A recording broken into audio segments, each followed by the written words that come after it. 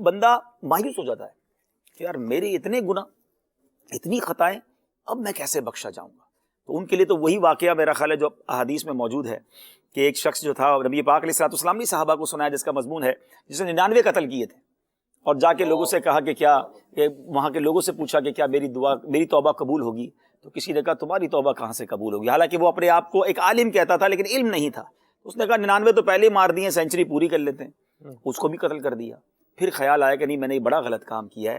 تو اب کسی نے کہا کہ وہاں نیک لوگ بستے ہیں، نیک لوگ جمع ہیں، وہاں رہتے ہیں، ان کے پاس جاؤ اور اللہ کی بارگاہ میں توبہ کرو، اللہ قبول کر لے گا۔ اس بندے نے ٹریول شروع کیا، ابھی وہاں پہنچا نہیں ناظرین، توبہ بھی نہیں کی، مگر چونکہ توبہ کے ارادے سے چلا، راستے میں انتقال ہو گیا۔ اللہ اکبر! ذرا سوچئے، 100 قتل کرنے والا جس نے ابھی توبہ نہیں کی ہے، صرف ندامت کے ساتھ، شرمندگی کے ساتھ چلا ہے، اب اللہ کی طرف سے رحمت کے فرشتے بھی آئے، عذاب کے فرشتے بھی آئے۔ عذاب کے فرشتے کہتے ہیں ہم لے جائیں گے، 100 بندوں کا قاتل ہے۔ رحمت کے فرشتے کہتے ہیں نہیں، توبہ کی نیت ہو چکی تھی۔ اب زمین کو ناپا جاتا، حکم الہی ہوا کہ زمین کو ناپا جائے، اگر یہ نیک لوگوں کے قریب ہے تو اسے رحمت کے فرشتے لے جائیں، اپنے گھر کے قریب ہے تو عذاب کے فرشتے لے جائیں۔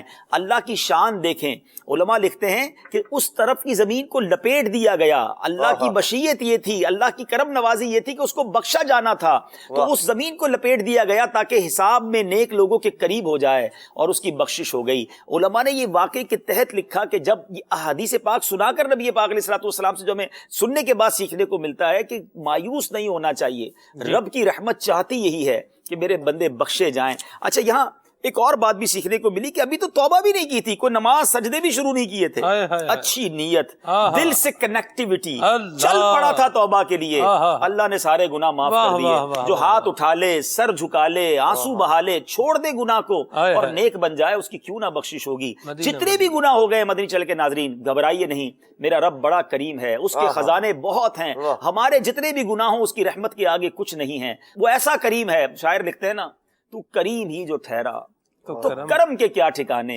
تو نوازنے پہ آئے تو نواز دے زمانے۔